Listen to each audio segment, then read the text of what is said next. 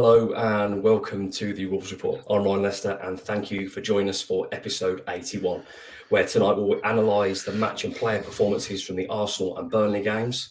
We have lots of questions for our special guest, look ahead to Forest, and hopefully not talk about VAR. 2 games, no VAR, so it's a good start. Of course, I'm delighted to be joined by our club captain, Nocky. Send our best wishes to Tyler, hopefully back on to get the show soon. And we are delighted to have a very special guest indeed, some Wolves royalty in the form of former head of Wolves media man and recent author, Paul Berry. Good evening, Paul. Good evening, guys. Thanks a lot for having me on. Thank you for coming on. We've got lots to talk about tonight, so we'll take our memories back to Saturday afternoon, a cold winter's day in London, Nocky, where it finished a flattering Arsenal 2, Wolves 1. I think we've lost Nocky. Are you there? Yeah. Can you hear me? I've got you, mate. Yeah, I thought you were stunned then. He's thinking about what to say, isn't he? You've gone all jiggly-jaggedy on my screen, match. This could be a bit dodgy. Are you still there, Nocky? Yeah, go on. It went kind of the way I thought it. Yeah, can you hear me? You keep breaking in and out, Nocky. So I might need to read. I'm still here, mate. Here we go. What a start to the show. This is the beauty of live radio and podcast. Never happened before. You bring the ex-head of Wolves media on, and it absolutely falls apart. What have you done, Bez? I say, well, I don't know how to fix it, mate. I'm not that way inclined, but yeah. Right, Nocky. Let's have one last. Oh, he's gone. He's had to start again. We'll start back then, Paul. Obviously, going back to Saturday afternoon. Yeah. Expectations were that Wolves would probably lose the game, and it was more a feel of a respectful performance. I'm not sure it was the best performance, but it was certainly a respectful scoreline.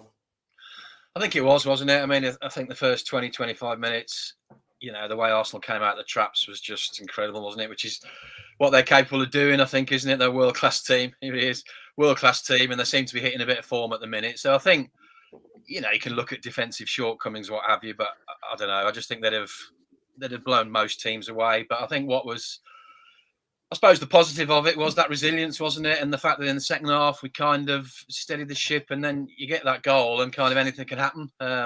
Didn't really feel like, did it after the goal, we ever had many chances to equalise. We didn't really sort of hurt them too much. They're probably still in control of the game. But as you say, I think the fact that it came away respectable, and they literally were still in the game up until at the end, you wouldn't have thought that after the first 20, 25 minutes, and especially missing the 2 key midfielders. So yeah, I think it was one to just dust ourselves down and move on.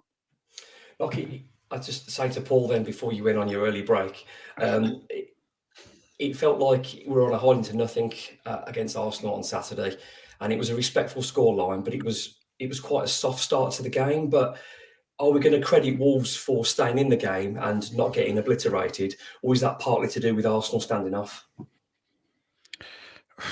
I think it was a slow start, and we seem to have done that the last few games. We started very slowly. We haven't really got to grips with teams, and we were a bit standoffish. We were a little bit, almost a little starstruck is how it felt at the start of the game. But they did stay in there, and they fought to the end. There's no issue around effort or work rate or anything like that. I think there was just a bit of a lack of quality without those 2 midfielders in play.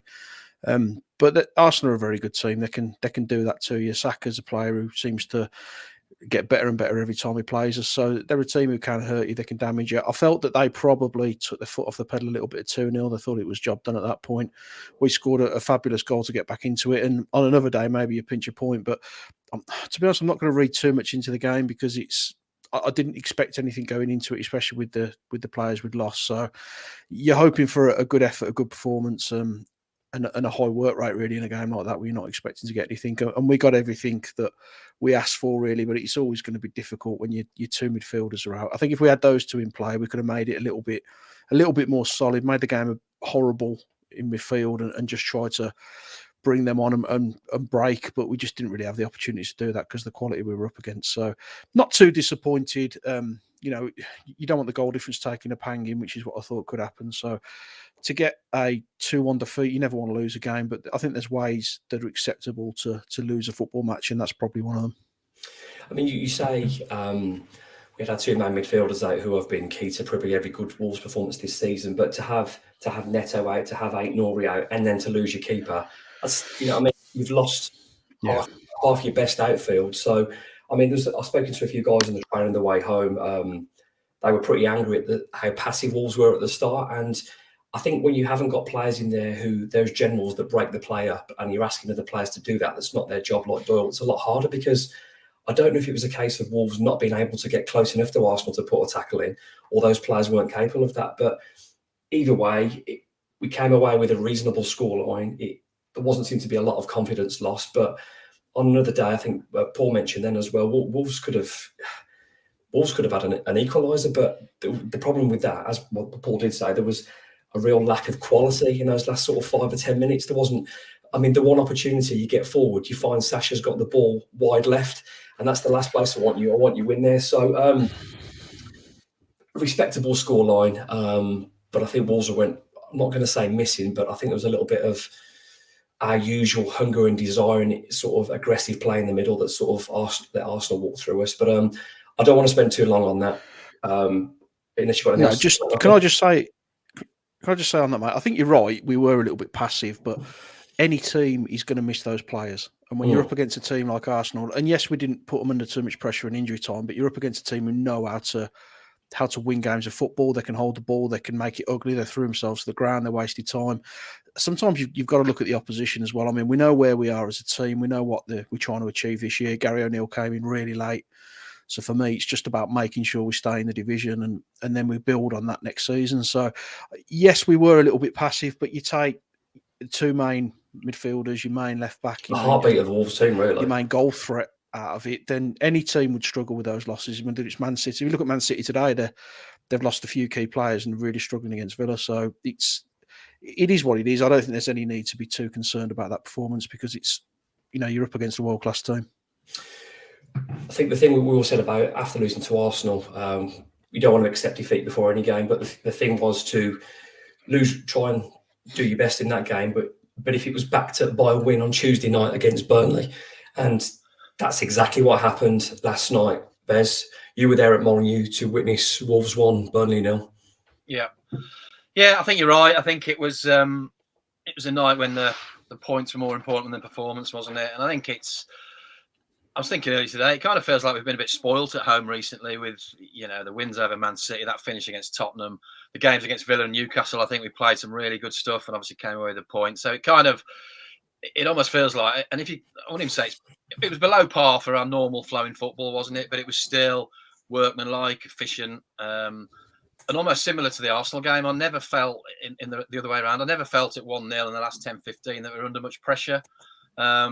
Obviously, a really good goal, taking advantage, really good press. And I mean, the finish from Hwang, I know we'll probably talk about him, but the coolness of that and the supreme confidence he's got just to stop and sort of, just delay his finish and then just stroke into the corner. I mean, he's a player in absolutely top form at the moment, isn't he? Which is great to see. So, yeah, I think it was efficient, workmanlike. 2 great saves from Dan Bentley, obviously, which kept us on terms, which were vital. But would have been interesting if we hadn't got that goal and the game had sort of carried on a bit and whether we could have changed anything. But I think I don't think there could be too many complaints. Yeah, it wasn't the way we've got used to playing and the sort of quality that we've probably hit this season under O'Neill, especially at home. But it's a win. Probably needed a win after those 2 away defeats. So I certainly, take the positives from that and move on as well. As Paul said, Nocky, we have been a bit spoilt. There's been some tremendous goals. Neto been involved. Hwang's been involved. It's been good at Molineux, but sometimes you have to find a different way of winning games. Yeah, it was ugly. There's no 2 ways about it. It was ugly, and we had to really grind out the performance. And I'll be honest, I'm not against that at all, because I think you can beat a team, 3-4-0, and you don't learn a great deal from that. I think when your team can grind out a result like that, when they're not playing particularly well and still find a way to win it, that's really important. And look, we could have been a couple of goals down. Maybe if they had a different striker, a better player up front, maybe we are a goal down before we get into the game. But you can only beat what's in front of you. And we worked hard. We put a lot into the game. And it reminded me a little bit of games under Mick McCarthy when we came up and we did get a foothold and we were in charge of matches. We couldn't put the ball away.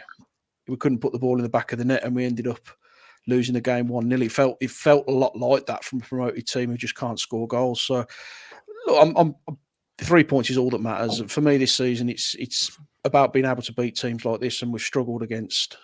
We lost at Sheffield United, struggled against Fulham, who weren't in particularly good form. Luton. We struggled against Luton, we couldn't beat them. So to grind a result out, I'm absolutely delighted. And I wouldn't be more pleased if we had won the game by 3-0, because it was just so important to get those points. And they worked hard for it. It wasn't vintage, it wasn't champagne football, but it was hard working, it was effective. And I think there was a few unsung heroes in that team as well. I thought Cunha led the line really well. And there was a lot of energy. Bentley was excellent. It was a professional performance, and it was a clean sheet, and it's 3 points that takes us further away from the drop zone. So hopefully a positive result against Forest, and we start looking up rather than down. It's always interesting, Paul, to get the perspective from other teams. And I saw a really interesting tweet this morning that someone put out about, there was on a Burnley sort of forum that said how impressed they were with Wolves in terms of what an established Premier League team looks like. Now, to us last night, it looked organised but uncreative. But I suppose from the opponents, when other than João Gomez probably overplaying a little bit, they couldn't get near Wolves. And that's a credit to a team that are still staying in their shape and being organised despite not playing the football. Yeah, absolutely. And I think, Nocky probably alluded to it then. It's that difference between a team that's come up and a team like ourselves, which is, really established in the top division now. A few little wobbles over the last couple of seasons. But I think, and again, it's probably a sign of how far Wolves have come. So obviously Burnley spent a good few years in the Premier League as well before going down and coming back. But I do think, again, even when we weren't on top form, you look at those two teams last night, and you do see that difference and the confidence. And I think, there's far more quality in the Wolves team. Didn't probably show it last night, but they did grind out the win. And I think, it is that difference between those teams that are really going to struggle down the bottom end and teams like Wolves, which I think we should be, as we are getting towards comfortably mid-table. With the quality we've got, we've got a head coach that's doing really well, and he's getting the best out of them, and he's getting the best out of players that were struggling last season. So I think the signs are really positive. But I think it did show that even not at our best, we've beaten, one of the promoted teams, and we've beaten them without hitting our straps at all. So really positive for me.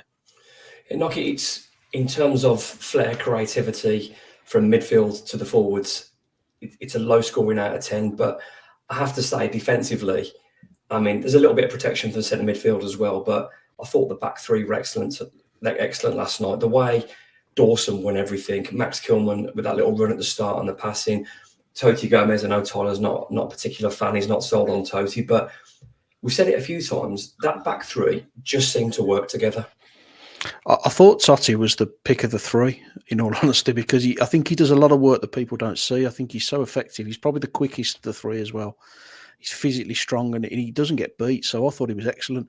It was low scoring, but I think when we set up with the three at the back, it was always likely to be that way because of how deep our two holding midfielders were. There was a lot of space for them to play midfield, and by the time they got onto us, it was almost like attacking a back five, really, a five centre half. So there was a part of me that thought he may go to 4-2-3-1 and try and impose ourselves on the game with playing three behind, maybe Sasha or Cunha, and trying something a bit different. But I completely understand why he's stuck with the three, because that's what's been working for us, especially at home. So the formation was always going to make it a little bit of an untidy game, I'd say. But your priority is to not concede goals, and we have conceded a lot of goals. What we've done really well in this formation is we're actually scoring goals this season as well. So you always felt that if we could keep a clean sheet, it was likely we'd pinch something, and I think we certainly had more goal threat than they did. So it starts from the back. The keeper was superb, but I think other than the two saves that he made, there was real good protection in front of him, and we played our way into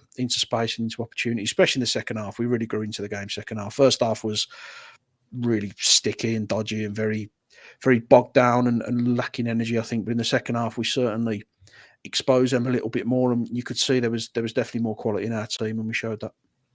There was certainly another stride in Wolves' legs after Wolves scored. The belief was there, then that control across the back three, the keeper being confident in the midfield. It was a very well managed game. And I know this sounds sort of a strange thing to say, but I thought Wolves were excellent without the ball last night. I don't think they were great with it, but without the ball, the way they managed the spaces, I thought was really good. And talking about without the ball, Bez, from a tactical point of view, the manager must be delighted with the goal, because I think the pressing moments, and depending on what you do, and you look for when a player is receiving the ball facing his own goal, and then you squeeze, and you could see that Lamina was ready, and it was his work that forced the player to push it back, and then it was into Sarabia clip, Cunha square, Hwang Chan touch, dummy finish. From a pressing point of view, it was absolute perfection. It was, and I guess it's kind of the theme that Gary O'Neill talked about when he went on Monday Night Football, wasn't it? It was when to press and how to press and to do it in numbers. And yeah, you're spot on. I mean, it was just, if you look at the goal, it was almost the coming together of that, along with some real technical ability for those other three that you mentioned, to press and get the ball. But then there's still a lot to do, and all those touches were almost just perfect, weren't they? And they all knew how to shift it quickly, and then the finish. So yeah, I mean, I think he'll be delighted. And you know, yeah, if you stop the game when I think was it Berger that had got the ball, Sander Berger, yeah. You stop the game at that point, Sander Berger. You stop the game at that point, and then you think within 5 or 6 seconds Wolves are going to score. You know, it's almost perfection from that position, isn't it? So yeah, really, really good clinical goal, and yeah, one that deserves to win the game for sure. I've bored anybody and probably annoyed people at Wolves with my talk of attacking football and pressing, all that kind of stuff. But it really is enjoyable to see that side of the game. If we talk about Bielsa, it was almost a headless chicken kind of approach of pressing everything. But when a team does it like Wolves, Knocky, like that, you can see it's been worked on. It's not just guys chasing footballs. It's guys setting the traps to let certain players have the ball and squeezing. And it was, for me, a numbers and tactical ball knocker. It was a great goal to watch. Yeah, I know you go to bed reading books about XG, so this is all your field. But I think predominantly we've had a manager who's come in and he's really looked at those little pieces of the puzzle that click it all together. You know, those little tiny 5% he's found all over the pitch, and he's made us more effective in attacking areas. And individually, he's improving players as well. I mean, Hwang, he's always had the ability to finish, but he's now affecting games without the ball. He's affecting games with the runs that he's making. He's not disappearing at blind alleys like he used to do. He's really got a direct intent about him, and I thought the finish was a lot better than people have given him credit for, because there's just a little hesitation before the shot, which just moves the defender across another maybe yard and opens up the far post for him. And it's not a bludgeon. It's not I'm going to shut my eyes and drill it. He's just picked his spot and rolled it casually into the back of the net. And we just, like you say, we're pressing in the right angles, we're pressing in the right places, and we're doing it at the right time, and people are dropping back into the shape. You've got midfielders joining the attack, and Lamina's now sometimes the furthest player forward, and Cunha drops in behind him, and we didn't see that under Lopetegui. Lamina was very much, you sit there with João Gomez and you don't move, you don't come past the halfway line. Now we're very interchangeable in the way that we play, and we've got space all over the pitch, and Cunha's dropping deep, picking the ball up, he's moving out to wide positions. When he does that, you've got Hwang moving into the central striker position.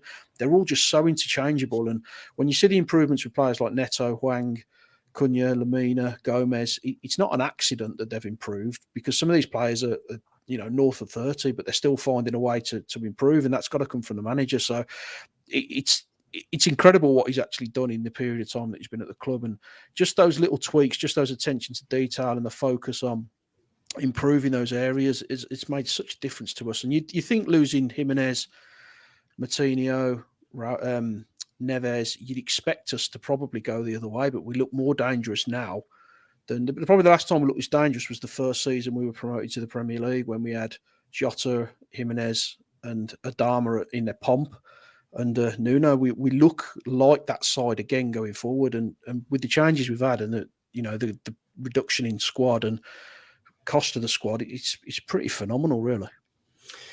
Great stuff there, Knocky. I think what is fair to say as well, not just in terms of ability, but all the players look far more tactically aware. Paul, fitter as well. They look like they know where they're supposed to be all the time. There's a lot more organisation. I know there's been multiple managers over the last few years, and different managers have overlapping ideas, and some all like nothing. But it seems now that everyone's bought in, and I would say tactically, the player, I mean, Gary O'Neill is clearly a student of the game, but the players are thinking, they're organised, and it's just in certain positions of the game now, you're starting to feel like there's patterns, and I know I'm boring again, but particularly without the ball, there's just such a good shape to Wolves now, and that's credit to Gary O'Neill.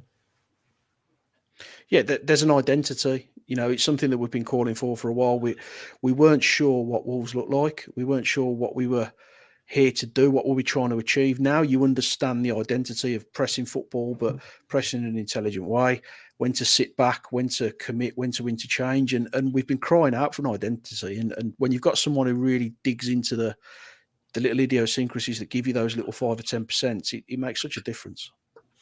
Let's go on. We've talked about the goal, and it was a fantastic finish Yeah, from I don't know if you think... You still there, mate? Bez, you still there? Sorry, yeah. I don't know if you could hear me.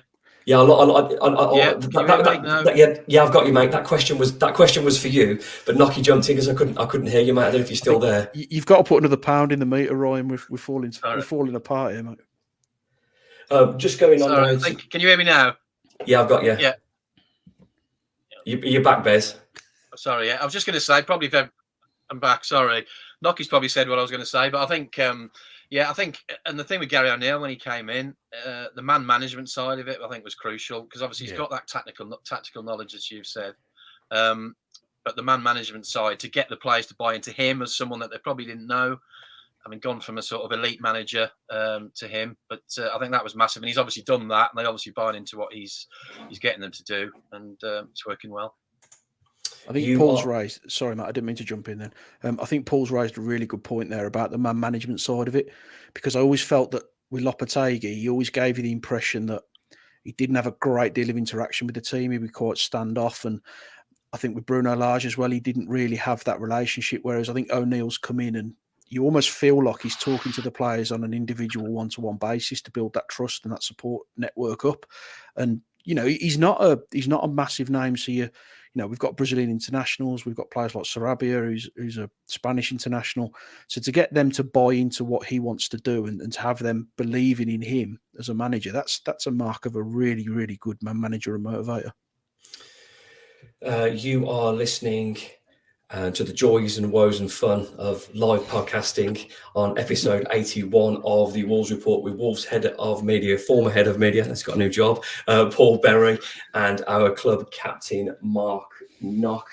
Just one thing before I move on to talking about the ratings for the players in the team. What I'm led to believe is of all the recent managers, that Gary O'Neill spends the most time on the pitch. He's involved with almost all the training. Some of the other managers, as far as I understand, would spend less time, more time in the office. This is a coach now, more of a coach than a head coach, than a manager, that spends time out there. And you can see that in the team. You can see individually what everyone's supposed to be doing. So long may it continue. We've got some questions about Gary O'Neill as well, but let's move on to the performances. Bez, you can start us off with your thoughts on Wolves' back three last night. Max Kilman, Craig Dawson and Toti Gomez with a clean sheet. Yeah, I thought they were terrific. Is it marks you're after, or is it just a general? No, it's just a general battle. Yeah. I'm not going to put that. I wouldn't do that to you. No, I think you're right. I mean, sorry. I think again, probably echoing Nocky earlier. I think it was interesting that I was chatting to my lad before the game and wondering, are we going to go to a back four because it's a team that will probably sit back a bit more, and you know, it's not got the quality of a Spurs or Man City that would keep coming at us. But I think it was right to stick with them, and especially with the wing backs that can give you that real attacking threat. So I think, all three of them were excellent. I think Dawson probably just a pick for me, but I think I can see a case for picking any of the three. And it was a game that suited them all as well, wasn't it? That sort of test. But yeah, they're working so well together that I think, long may it continue with this sort of formation. With the way Burnley approach Wolves, credit to them, they've got their philosophy, they play football. But after about 50 or 60 minutes, they could see there was no way they were going to play through Wolves. And then every single cross that come in the box, I think Craig Dawson he's so good at winning those headers, and he's an absolute joy. And I say it every single week, but £3.5 million for that player, for me, that's almost up there with the best business of the Fosun era so far. Him and Mario coming in January, as well as the work that Lopetegui did. Those guys, I mean, Craig Dawson's just so good, and I just hope we've got him for a few more years. I don't think Craig Dawson was ever quick, so when you're that kind of defender, you can probably play for a bit longer. And no offense, Craig, I know he's a regular watch for the show, not really, but hopefully we've got a fit and healthy Craig Dawson for a long time. One question I'd like to pick your brains on, Bez, Max Kilman. There's been quite a few questions regarding him as a captain, and I could understand that because your traditional captain's a bit more shouty and chest banging and clattering people. He's not really that kind of guy. But I said it on the report I did earlier on that for me that looked like a captain's performance last night. There was measured aggression, there was composure, and there was responsibility being taken. Absolutely, and I think there's many different ways to be a captain, isn't there? And I remember during my time at the club, there were very different captains from Carl Henry, who was very vocal and a leader, to your Sam Ricketts, who was a bit of a calmer presence. Jody Craddock for a while, again, very, very calm and led by example rather than by screaming at everyone. So I think, yeah, it was interesting sort of early in the season, wasn't there, when we were having a few bad results and there was questions asked about whether Kilman should be a captain. And I think you want everybody to be vocal and to be a captain, but what probably Kilman does behind the scenes is knit things together. He's obviously got the respect of the other players to even get that position in the first place. And he's leading by example. Whether Dawson, obviously more experienced and perhaps more vocal, either, not sure he's been a captain, has he, whether he wants it at this stage of his career or not. But it's, I think it's great for Kilman. It can probably only bring his game on to have that extra responsibility, extra maturity. And again, when things are going well, you can just see how the decision's working and the influence he's having. But yeah, certainly I'm sure behind the scenes, he's been at the club a long time as well, which helps. He's probably, hugely respected within that dressing room. I'm not sure it made any difference whatsoever, but I think Kilman really suits a black eye, and he'd probably look more of a traditional captain, coming on the pitch looking like a warrior. It's like, go on, Max. So fantastic from the back three, clean sheet. Nocky, moving on to three players for you. Dan Bentley, who made two terrific saves, and also want to tell me about Hugo Bueno and Nelson Semedo. Yeah, I thought that the double save he made was top class. I don't think you see better than that from any goalkeeper. There were two really good reaction saves. Other than that, I don't think he had a great deal to do. I thought he was protected really well by the back three. Everything he had to do was he did well. I thought his distribution was really strong, and he looked like a real leader at the back as well. I've heard that he's quite vocal in the dressing room. You can kind of feel that on the pitch. Part of the leadership group, I think, for the club. Yeah, he was definitely very. He was a reassuring figure there, I'd say. I was a little bit concerned about him coming in because in the times I've seen him, I've not been overly convinced. Although you can see that he's got some strong traits about him. I was just a little bit concerned, but he came in and he had an excellent game. It's a clean sheet on your full debut, so you've got to be pleased with that. In terms of the wing backs, I thought they looked better when Burnley lost. Was it Koleosho went off?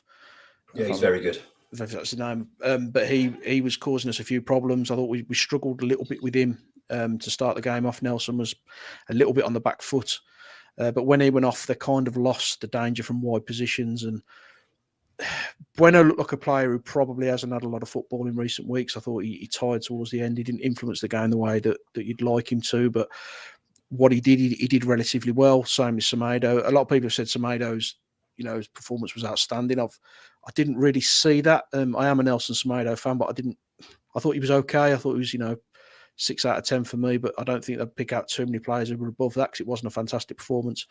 But they did their job. We kept a clean sheet, and they were both relatively solid, so no complaints. I think we can cut Hugo Bueno a bit of slack. Yes, it wasn't his best game. He quite often he retained possession quite well, but if you've not played any football for a few months and then you're away to Arsenal and then you've got a game again on a Tuesday, that's a big ask. So and I think this may be a blessing in disguise because I want Hugo Bueno with minutes in his legs, because when Eight-Nor is away in the African Cup of Nations in January, you don't want Hugo Bueno. At least now he's getting some air in his lungs and that. And Hugo Bueno he's probably a better crosser of the football, but at the moment I'd say Eight-Nor is ahead. But and on for Nelson Semedo, I'd have probably given him a 7 out of 10. I know he got cut inside earlier on, but I thought he recovered really well from that. That run and cross shows you with belief he's got that pace and he's got that delivery. He's just got to believe in himself more, Nocky. I think I wish he'd stand up players more because he's really quick. And how many times you see him take people on? I don't think he does it enough. Whether that's a confidence thing, I don't know, but I would like to see him doing that a bit more. Bez, moving on to the centre midfield. Nocky will be mad because he loves talking about the reducers that these pair dish out week in, week out. But tell me about Mario Lemina and Joe Gomez. Yeah, I think they were back. It's probably their sort of game, wasn't it?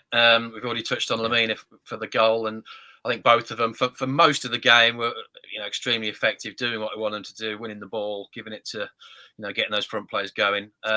Gomez, just that one that I think you touched on earlier, that time he was overplaying, down by the byline, which effectively led to their biggest chances of the game and those Bentley saves. I mean, that's I'm not sure what he was trying to do in that position, because it's just at that point you just got to clear the ball, haven't you? Even if it's conceding a corner or throw in or whatever. But probably a sign of confidence that he's still trying to play it out from there and back heel it against two players on your own box. Exactly.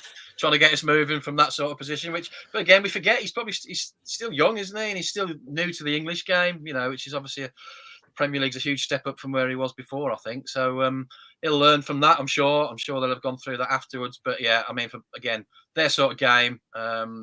I think Lamine got another booking as well, didn't he? Which starts his next for run nothing. towards a suspension. I know, for nothing. So yeah, we need him to try and stay out of the referee's bad books for a few games. But same ref that sent him off at Southampton as well, wasn't it? So yeah.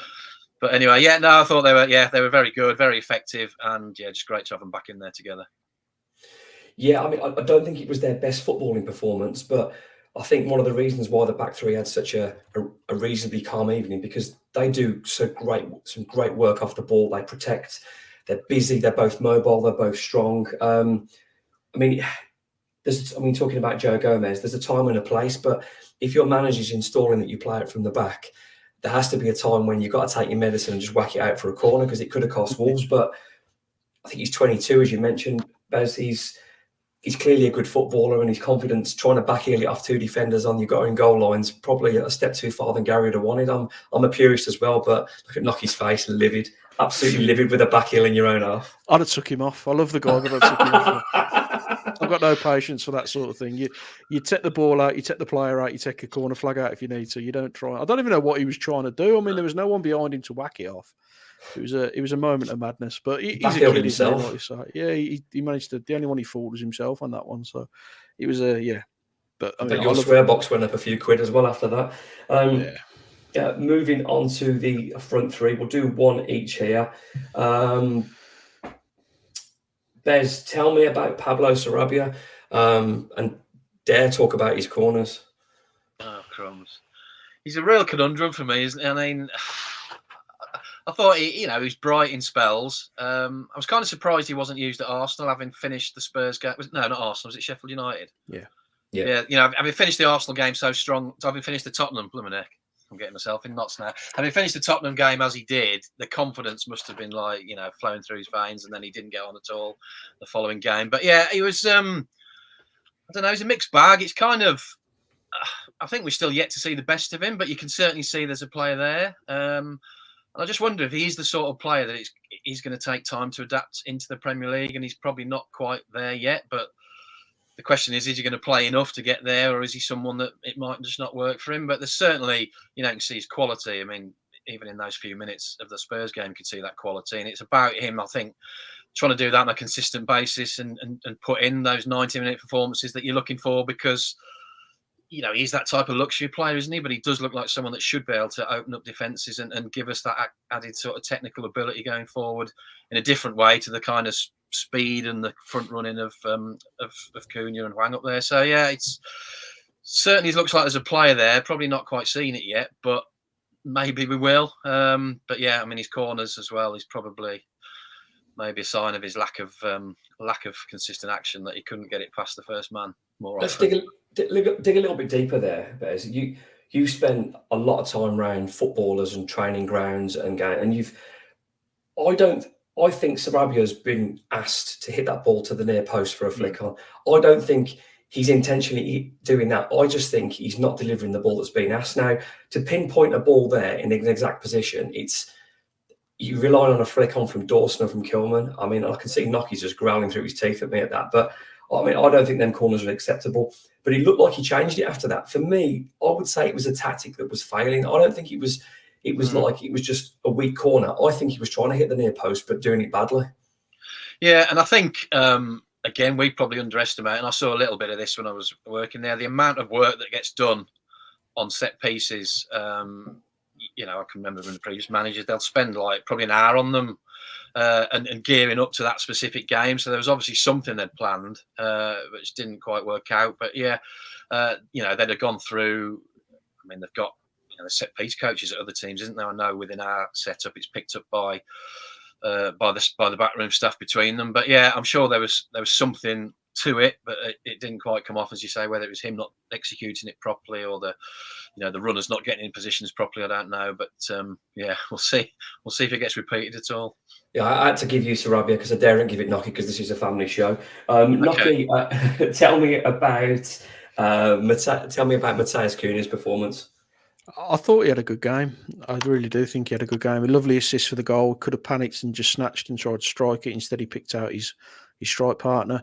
He does so much work that I just don't think you see. He's always full of energy. He's always running.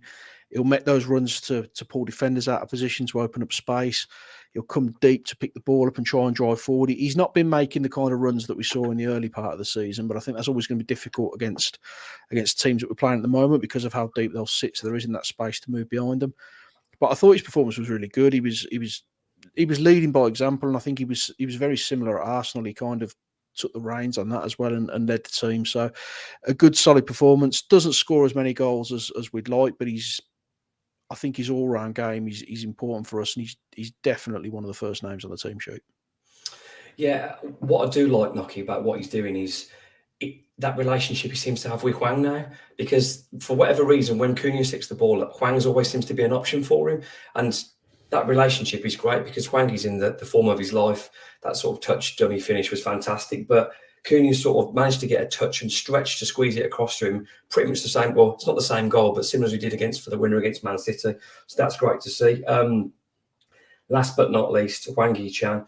Hwang Hee-chan for a year or so had a lot of criticism on this show, and probably deserved so. Tyler was right in saying, and I still think he does a lot now, for a long time in his Wolves career, his best work was done without the ball. Great team player, high pressing. A proper team player that would do exactly as he's told, a good professional. But for whatever reason, he's in the top joint. He's up there now with top scorers in the Premier League. He's up there with Haaland, Salah. And I don't even understand these words are coming out of my mouth. This is such a transformation from a player that you thought was a reliable team player but wasn't going to quite cut it. I mean, Pat, who's got one of the questions tonight, said to me, he talked about when Son came here, it took a while to settle. It was a quiet first season, then he exploded into life. Hwang Hee-chan now in front of goal looks absolutely ruthless, and I'm happy to eat humble pie, as you said before, Nocky, and he's making us look silly. But if you're banging the goals in and playing brilliant, he looks from a player that you thought last summer, like 15, 20 million in the transfer window, we'll take that. Now, Bez, what a player Hwang Hee-chan looks. He is. And as you say, was it the Newcastle game just over a year ago? And, he was unfortunate the way Sam Maximum caught that ball. But after that clearance, he was public enemy number one, wasn't he? But, yeah, and again, I think it's probably, as we talked about earlier, I don't know what Gary O'Neill's done, but he's certainly given him the confidence and the tactical nous, I suppose, and whatever it is, it's working. And it kind of reminds me a little bit of Nuno, and you go back to Conor Cody and Matt Doherty, our players that were here and perhaps just drifting a little bit, and maybe even Conor Cody could have left the club, I'm sure, at a couple of occasions. But for whatever reason, it's just really clicking. And I guess as we all know with strikers and finishers, when you're in that form and you've got that confidence, it just seems that it just becomes natural. It just becomes easy. They're not almost like he's not even thinking about it. Is he that finish last night? He just almost with instinct, that little delay, which is just. I think, I never want to get into this about the top clubs, but I think if a top striker had done that from a top six club, you'd be seeing it time after time. They'd be playing it in slow motion at the weekend, and in terms of the confidence he's showing. But yeah, long may it continue. If we can keep him fit, for the majority of the season, he's going to get 15 to 20 goals by the looks of it. That was something I never thought. That would be huge. No, absolutely. No, absolutely. But it's great to see. It's unbelievable. Now, at the start of the season, I had a stat here for Tyler Nocky as well, talking about Cunha. He said there's no way, it might have been you, said there's no way he's going to get double figures. His ratio at the moment has him falling exactly on 10 goals. So I really hope that happens so I can pull that up. But it's only good for Wolves. You are listening and watching episode 81 of the Wolves Report with club captain Mark Knock, former Wolves head of media, Paul Berry, and myself, Ryan Lester. Now, Bez is on the show tonight, and it's grateful to have him on. Bez, you spent a lot of time at Wolves, and that's one of the reasons that you teamed up with Johnny Phillips to write your new book. We talked about it last week, and I know you particularly focused on the Mick McCarthy era, and I know from my time doing bits at WM, that's when we first met each other. You and Mick had a really good relationship, and that was a Wolves fan doing that job at that time must have been absolutely fantastic. No, it was absolutely. I think, working with Johnny was great on the book because it kind of dovetailed the periods, the beginning and the end, where he probably had more knowledge about Wolves, and the middle was when I was sort of working there. But yeah, Mick was great. I mean, I'd done a couple of years working as a reporter on the Birmingham Mail, so he knew me and knew him a little bit just from press conferences. But then you make that step into the club, if you like. And I remember I was kind of obviously very nervous. It was the first time I'd worked within football, and we went pre-season. I remember we went to Scotland, I think it was, start of the 08-09 season, and having a drink in the bar, him and all this stuff. And I kind of just, with Fozzie, who was a colleague back then, obviously in the press office, just sat a little bit away from him because I was just thinking, I'm not, I don't feel part of this. And I remember him just shouting over as he did, come over here, you two. And he said to me as I went over, he says, you were outside the tent pissing in before, well, now you're on the inside pissing out. And that was kind of just vintage Mick, really, just to make me feel comfortable. And it was, it was an honour and a privilege, and there was a job to do. But my first season at Wolves was the promotion season, and I was the one taking him to his press conferences after games. And Mick McCarthy didn't need any guidance on what to say to the press. He said what he wanted to say, and he'd maybe try and drop in a few things about what the fans were thinking, and positives and that sort of thing. But it was just watching him operate that season with those players, watching him deal with the media in different situations. It was, I think all of us as fans, it was just every bit of a privilege as you could imagine, especially the way the season went and getting that promotion. Are there any particular secrets in the book that you can share with us now? Any favourite parts of that Mick era you can give us a little tease with before Nocky fills his stocking up this year? I'm trying to think. It's kind of, he spoke a lot about the team changes, the Man United thing, which was a really... Oh, me, Tyler and Nocky were there, and we were not happy about that. I think, was it your birthday, Nocky? Was it Tyler's birthday? Didn't feel like my birthday, mate. not when you saw the team, but no, I mean, that was, again, that was a huge thing at the time, wasn't it? And almost, I think Mick, he wasn't worried about the league or the fine or what have you. I think he was worried. Not worried is not the word, because you know what Mick's like, but the fans being annoyed and upset, that bothered him more than anything else. And I think he's still, all these years on, he's still kind of got a little bee in his bonnet about it, because he will still say, we got 6 points out of 9. Beat Spurs and Burnley, did we? In those that two was games, it. Yeah, he says in the book, if you had a battle plan for those 3 games, you wanted to get 6 points. That was how to do it, almost. And he took it to extremes, didn't he? But he was, he was pretty forthright on that. I'm trying to think what else. It's just a few little bits here and there. I think as time passes, you kind of, the memories are a bit fonder, aren't they? And I know Mick had his ups and downs with results and with the fans, but I think the thing that really comes through, and I hope it comes through in the book, is the honour and privilege he felt about being manager of Wolves. There's no bitterness from him about how it finished. There's no bitterness about things that happened. I think he just looks on that as just a really happy, filled with pride about that part of his career. For someone like him, who did a lot in the game and was, he's got that really kind of, brazen attitude, hasn't he? He doesn't suffer fools and he's intimidating. But I think there's a real softness to Mick behind the scenes, and hopefully it comes. I don't believe that. I'm not having that. No, yeah. I'm not having that at all. Well, there is when you get down to it. But I think he, how much he loves his time, hopefully comes across. And obviously there were some special times. It didn't finish well, and obviously it left the club then with decisions that were made afterwards on a real downward spiral. But I think for Mick, that 6 years is something that he will, he'll never tire of talking about, and it's something he regards with real fondness. Nocky, we had some great times under McCarthy. I think me and you were at Loftus Road to watch Michael Kiteley's debut. I think did we win there? I think we was there for that. Yeah. I'm pretty sure Tyler started off at Old Trafford, 42 quid to watch the reserve song as well. So I wish Tyler was on tonight to talk about that as well. But in your time at Wolves, and this must be really difficult, but obviously you're there as a fan, but you're there as a professional to do your job as well.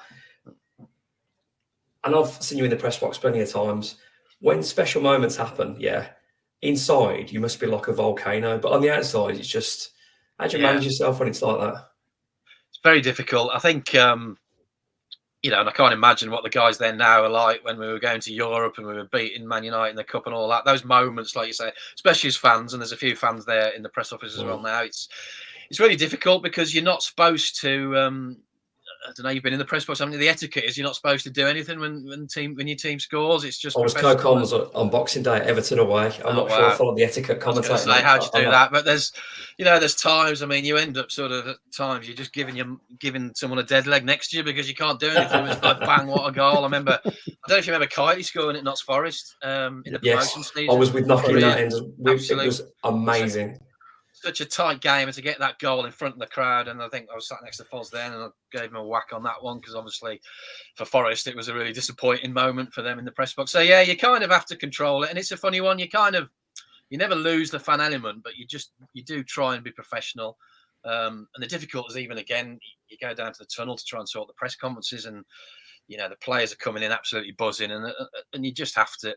You've got your opposite number from the press office from the opposition team. You get on really well with normally. Absolutely, yeah, waving it around. But you get really well with them. And the bigger games, you've got to be careful. But yeah, you do have to let yourself go from time to time. And it's football, and that's what it does to everyone, isn't it? But yeah, there's some brilliant moments. But then opposite side of the coin, there's obviously some really tough moments and difficult moments. And you see players really struggling as well, which is never nice to see. So yeah, you get both sides of the spectrum. Well, that was my next question, because obviously being a fan and doing your job, the great times were there, and I think you said your first season doing that job was a promotion season. Yep. That's dreamy stuff. But how does it work on the other side? I know social media now plays a massive part, and we talked about this off air earlier on in terms of there's an open forum for criticism and that, which I think we talked about as well. Criticism is fine because you need that to balance the books. But how does that affect people in a football club, in a media team, and the manager and players? It is difficult.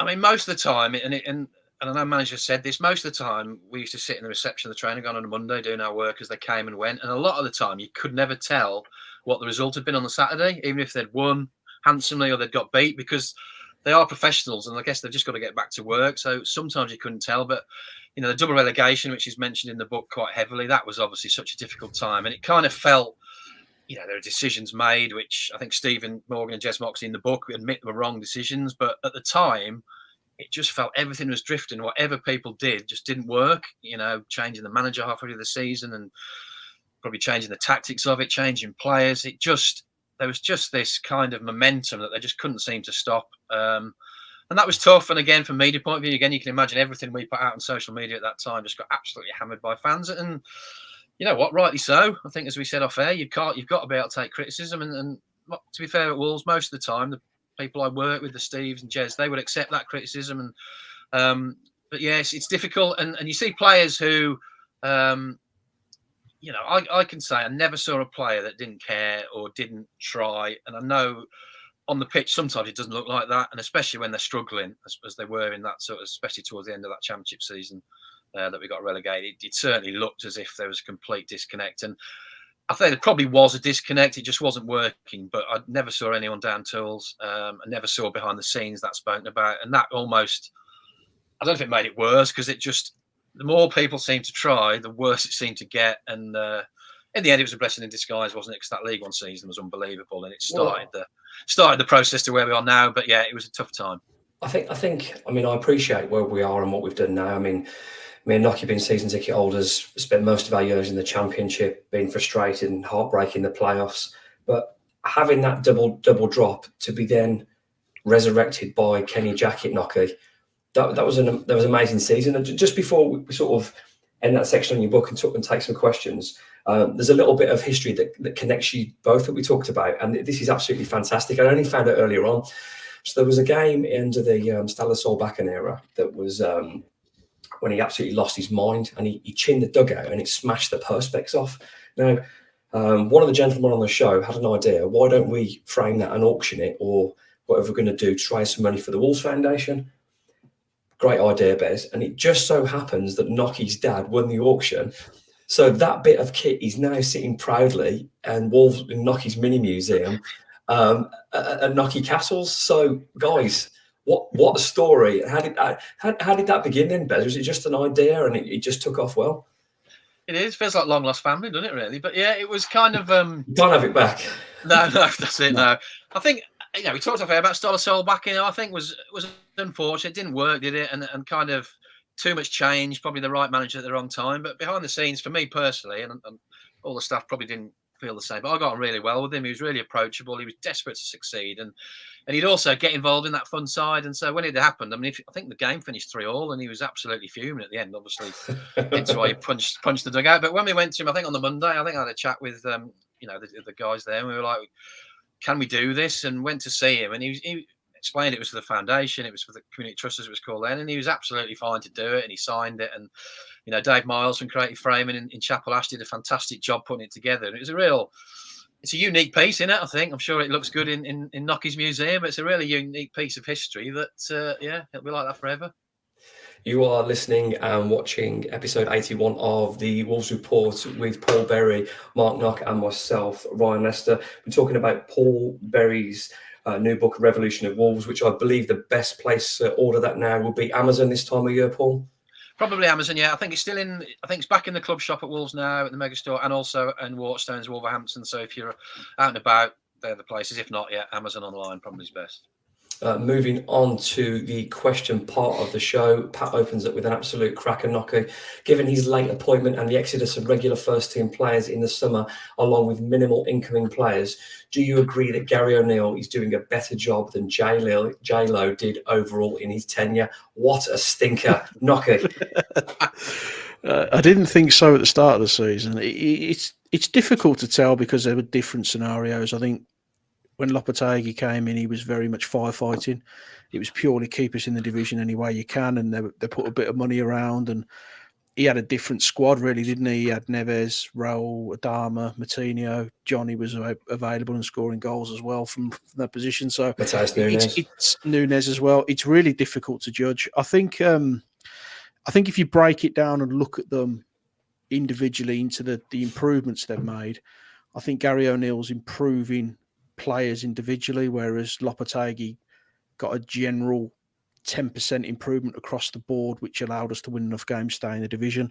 I think it's too early to tell. I think we need to have the full season to know whether Gary O'Neill's going to continue and be a success or whether he's kind of a stopgap. But I don't think you can compare the two because it was such different scenarios when they both walked through the door. And to be fair to O'Neill, he had no time to prepare. He had no time to bring players in. He was literally thrown in and we're playing a couple of days later. So Lopetegui, we chased him when we brought in Nuno, didn't we? So he's always been on the radar. So I think he always knew it was coming. So it's so difficult to separate the two because of the different scenario we were in at the time. Staying on the same sort of theme, Bez, Vornias losing approximately 100 million players, some massive characters in the squad, a squad that the previous manager ridiculed, joining 4 days before the season. Has Gary O'Neill received the full praise he deserves? I think he probably has. And to touch on knocking the previous question, I think it is a very different scenario. I mean, it is a stink of a question, isn't it, really? But I think for me, we've always had, this squad has got a lot of ability, hasn't it, and a lot of quality, and it just needed someone to thread that together. And I think when Lopetegui came in and it was firefighting, as Nocky said, I always felt we got the quality, and it was more the psychological side of the mentality of getting off the bottom of the league. And, we ground out victories. We're probably a bit fortunate in games. But I do think, see what happens with Gary O'Neill. But I think he's probably got the individuals better and probably got us playing more cohesive football and more flowing as a team, which Lopetegui might have done, with the pressure off of relegation, whatever, and bringing in his own players potentially might have done. But I do think, I think O'Neill's improved the sort of style of play. I think he's getting praise, isn't he? And rightly so. Obviously going on Monday Night Football, which is, as a former head of media, that was an interesting decision to take. But it's certainly, I think it backed up with the fans quite a lot, didn't it? That this guy knows what he's doing. As their PE teacher Barbs from earlier in the season, so they've soon disappeared, which is rightly so because of the job he's doing. So really promising, a lot of potential there. And hopefully, he does start to get that praise, and hopefully it's something he can sustain over the rest of the season. And perhaps we are talking about a manager, head coach that's here 2, 3, 4 years, and he's moving the club forward, perhaps to where we were under Nuno, which that's who's to say that's not possible. It does feel like we've got our Wolves back now. We're probably not where we want to be because we all want to be flying high, but there seems to be a relationship again. Yes, the atmosphere wasn't particularly great yesterday, but it was freezing cold. We'd had a VAR decision the week before. We'd lost to Arsenal, not a great performance, so things were a little bit flat. But there does seem to be a relationship between those on the pitch and those in the stands again, and it's not felt like that for a while. There's like, although it was quiet last night, you know, I mean, after time to process, people appreciate the effort and what's going on, and I think there's a real togetherness again. So, what there isn't a total togetherness about is Nelson Semedo, who seems to be the player that's splitting the pack at the moment. I know you're a big fan of Nelson as a mind knocker, but here's a question from B33 Jill that says, sell Semedo this summer, get in a legit right back and right winger. Thoughts? It's really difficult.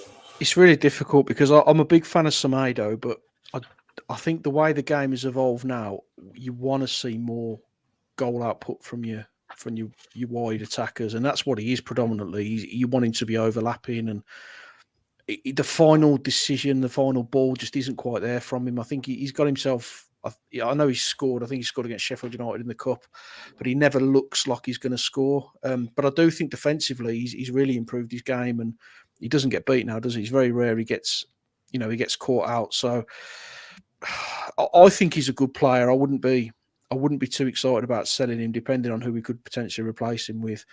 But I know we spent 40 million on him. I don't think we get that for him now. So it's a big decision to make. He wouldn't be first on my list to clear out the club, if I'm being honest. I'd like to see him carry on because I think he's one of the senior players, one of the leaders in there as well. So you've got to be careful in these situations, just exactly what you're trimming out of the club. Thank you for the questions so far. Obviously, we get them off Twitter as I asked yesterday and today in advance of the show. Apologies if your question hasn't been read out. We've flown through the show. We've got one last question.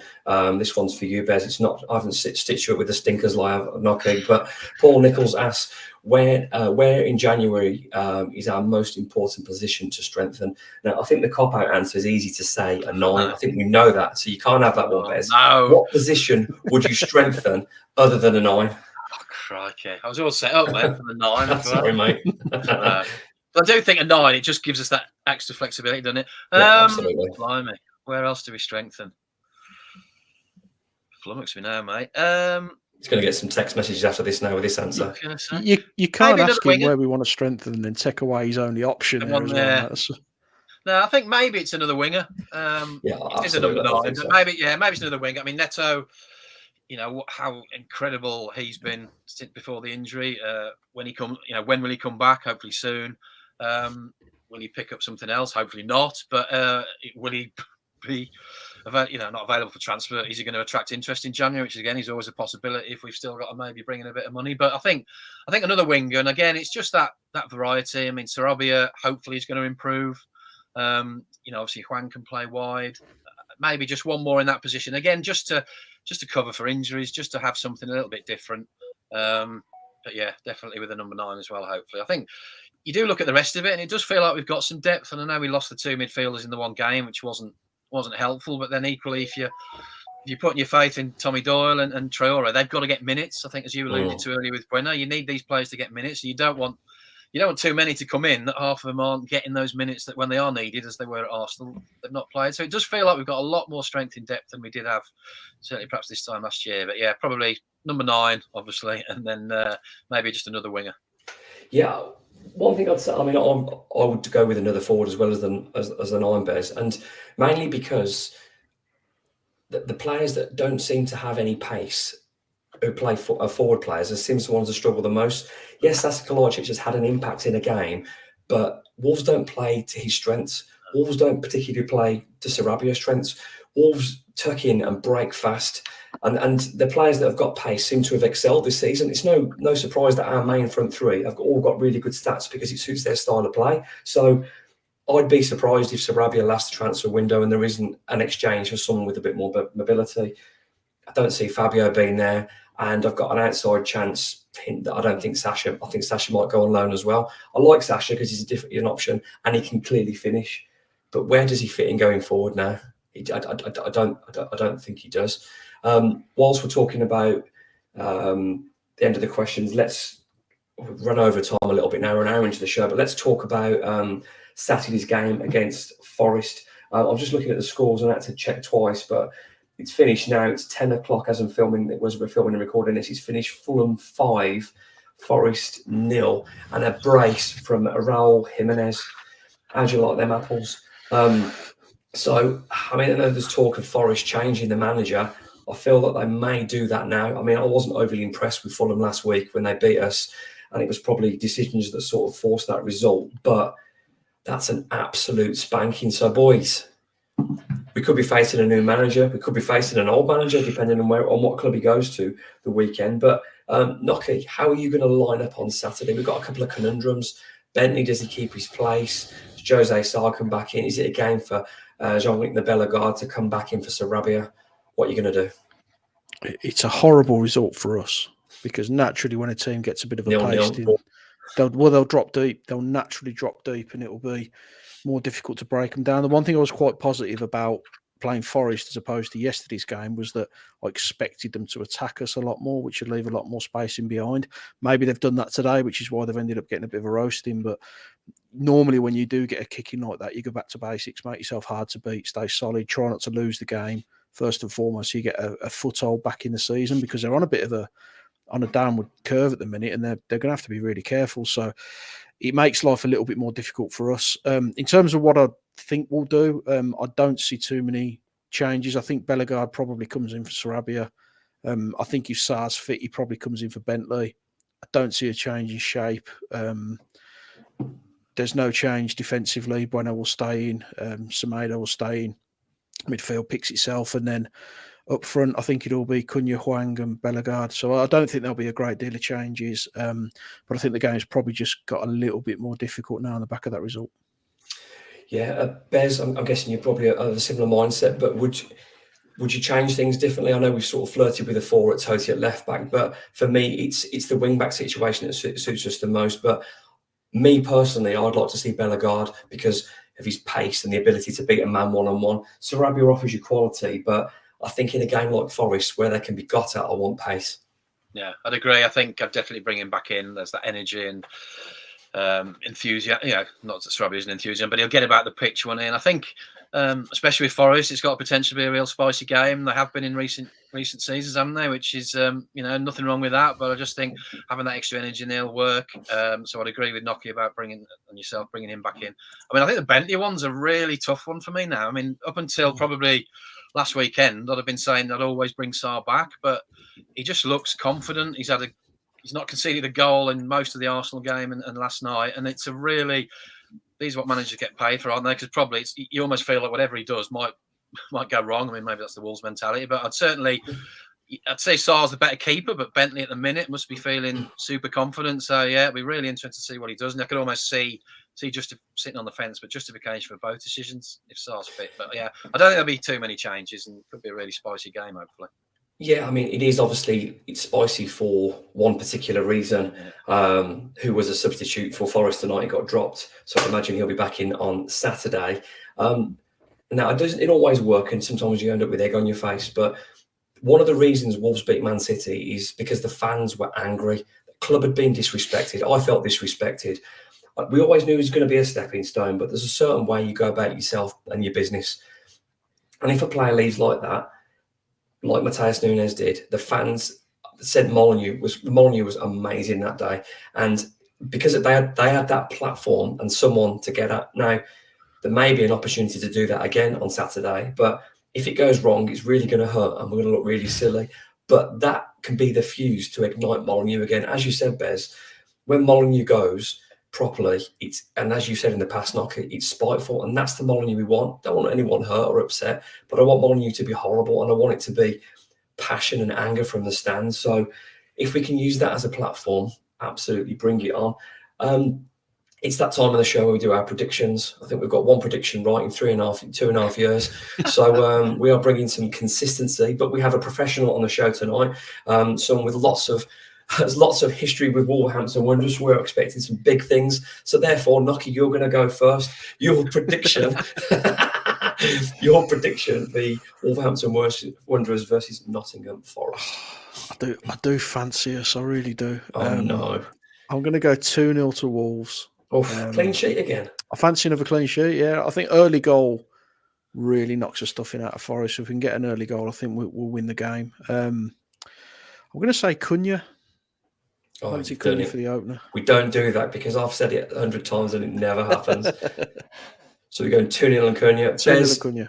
Here's your big moment. Bez's prediction for Wolverhampton Wanderers v Nottingham Forest. I'm no good at predictions, mate. I'll tell you now. But I would go for, I think, Wolves win. I think I'll go for a 2-1.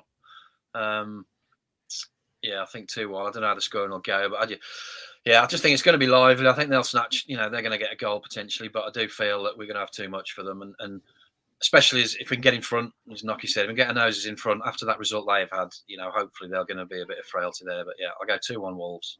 And your first scorer? First scorer, I will say Hwang. Get in there. Yeah. Absolutely. I'm going to go with another 1-0 Wolves. And just for Tyler, I'm going to go with Toti Gomez from a corner. This has been episode 81 of the Wolves Report. Thank you so much to former head of Wolves Media, Paul Berry, whose book Revolution of Wolves you can get on Amazon. Thank you very much, Paul. If you get your correct score right, you have to come on again next week. So mixed emotions the weekend for you. And thank you, as always, to our club captain, Nocky. See you next week. Up the Wolves. Cheers, guys.